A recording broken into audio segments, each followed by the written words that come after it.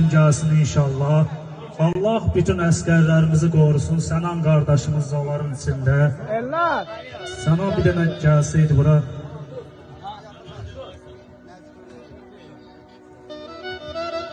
Ya Allah.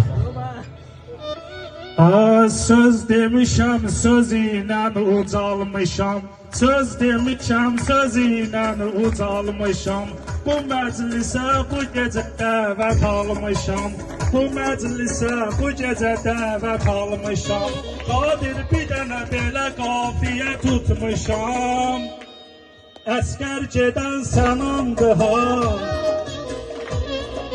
Can ona qurbandır ha. Əskər gedən Sənandır ha. Can ona qurbandır ha.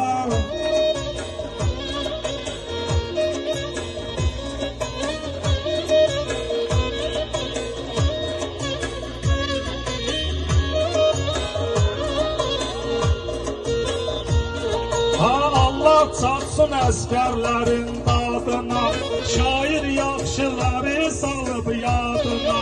Söz deyirəm bu gecə Sənanın adına, sözüm yadda qalandı ha. Sözüm yadda qalandı ha. Əskər gedən Sənandı ha. Canına qurbandı ha.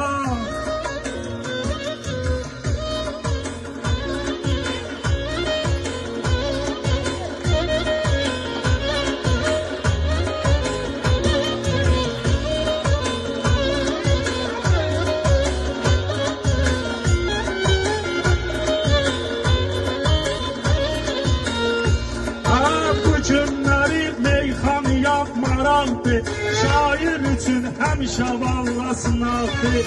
Şair üçün həmişə vallasınaqdır. Sənan 5 günlük kənddə qonaqdır. Xətrinə dəymən amandır ha. Xətrinə dəymən amandır ha. Əskər gedən Sənandır ha. Can ona qurbandır ha.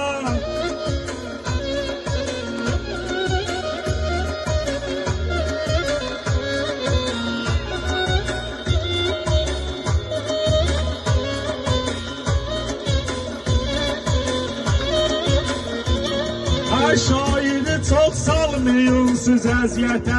Şairi çok salmıyorsunuz əziyyətə. Allah kömək olsun bizim millətə. Sənan gedəndə deyəcək xidmətə. Qarabağ Azərbaycandır ha. Qarabağ Azərbaycandır ha. Əskər gedən Sənandır ha. Can ona qurbandır ha.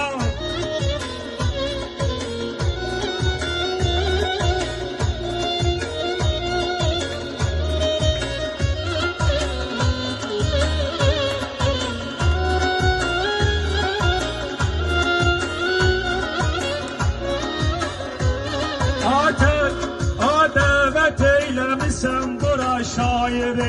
Dəvət eyləmisən bura şairi. Maraqlı eyləyək bu gecə tədbiri. Görürəm burada Məhəmmədi Qadiri. Görürəm yadigarı həm də Qadiri.